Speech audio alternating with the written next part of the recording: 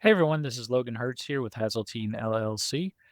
I wanted to show you another thing that we do as part of our cash flow optimization process when we're trying to help our clients really save as much money as they can. We pride ourselves on giving you immediate concrete results, not hypothetical future results. It's not give me money and we'll put it in this investment and then hypothetically 5 years down the road, hopefully it went up in value. And by the way, you had got no cash flow in the interim and you had no access to your money the whole time and you have no control over how that investment is working. And by the way, it's the market doing all the work, not me. We try to help you immediately.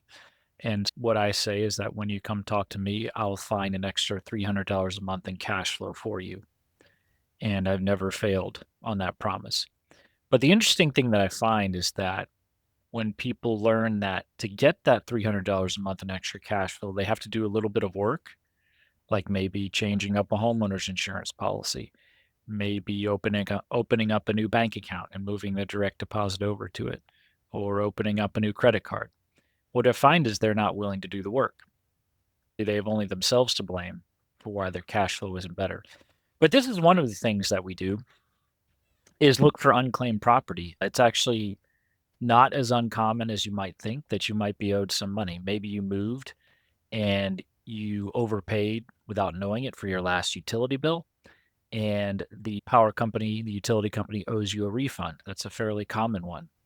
And they don't have your new address. And the money that you're owed goes in unclaimed property. So you can just look up whatever state you're in. You can look up the unclaimed property website. This happens to be Texas. Every state has one. And then you can just look up your last name, your business name. You can also do family members, things like that, and just see what you have. So if we look up here, let's look up John Smith. I'm sure he's owed a lot of money. Let's see. John Smith, and then you just do a search here. And again, every state's Department of Revenue is a little bit different, but they all have it. And so you can see here, there's a bunch of claims that John Smith has. These are probably different John Smiths in different parts of Texas, Gainesville, Texas. You can see the amounts vary.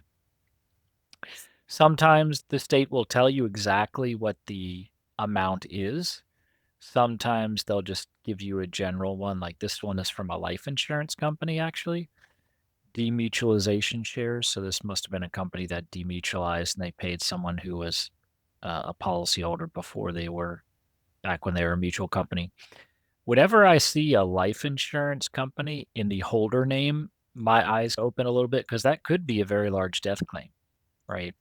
So I had a client who he saw his mother listed and the holder name or the entity that owed her the money was a life insurance company and the amount just said over $250. And I said, you should jump on that. That could be $1 million death claim, right? Her husband had died.